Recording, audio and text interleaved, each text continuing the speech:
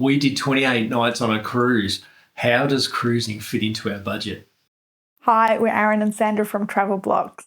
In May 2023, we took a leap of faith. We quit our jobs, sold everything we own to travel the world full time. Our mission, to make our money last as long as possible so we never have to go back to work. Where were we in October? We were in Canada and we started off in Vancouver. The first night was in an Airbnb out in the suburbs, private room with a shared bathroom. The next 2 nights were really special. We shared an Airbnb in the middle of the CBD with some friends. But the adventure didn't stop there. We're in Vancouver to board Royal Caribbean's Oasis of the Seas for a 28-night cruise. So we cruised from Vancouver to Hawaii. Then we did another cruise from Hawaii to Sydney, and that was for the rest of October. 28 days. That's right. It was nothing short of amazing. Keep a lookout for the videos of all the highlights and fun moments from our journey. We'll pop them up in a playlist when they drop. And now on to our October spending, and that was in Australian dollars. And we started from the highest to the lowest, and the first thing on the list was the cruise. So the cruise was $7,335. And that was including accommodation, food, travel, most of the list, all in one big tidy sum. The next on the list is accommodation. We did 3 nights in Airbnbs in Vancouver for a total of $692.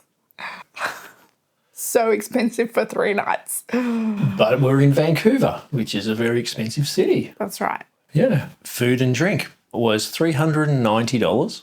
Groceries was $318. This might seem a lot for groceries for only 3 days on land, but we went to Walmart when we were in Vancouver and stocked up on hair products and medication. Yeah. Local and domestic transport was $167, and that included an Uber and public transport in Vancouver and also shuttles whilst we were on the islands.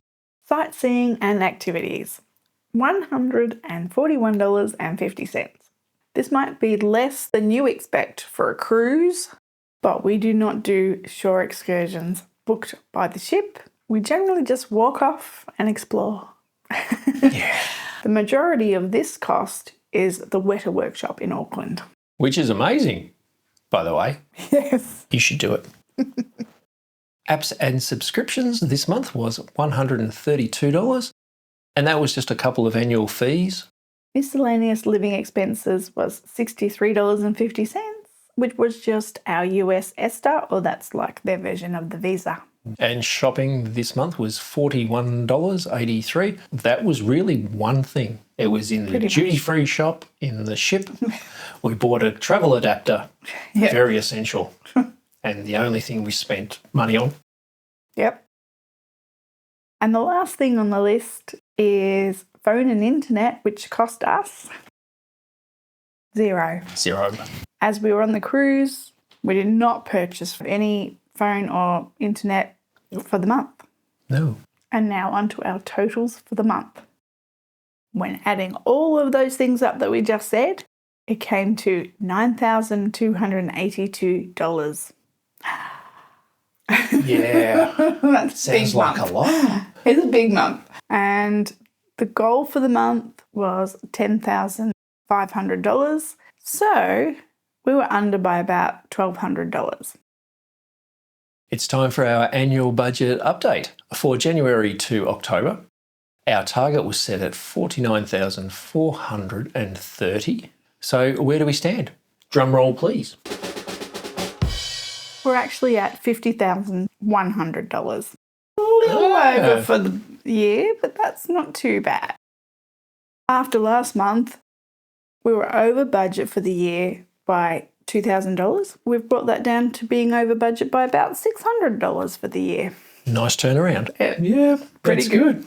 So that was our October spending. So for November, we're going to be at home in Australia. It'll be interesting to see how things average out. Stay tuned as we share our monthly budget and how we're adapting our spending to fit our ever-changing lifestyle. If you're a fellow traveller or planning to hit the road soon, this series is for you. Don't forget to like, comment and subscribe to our channel to follow along with our adventures.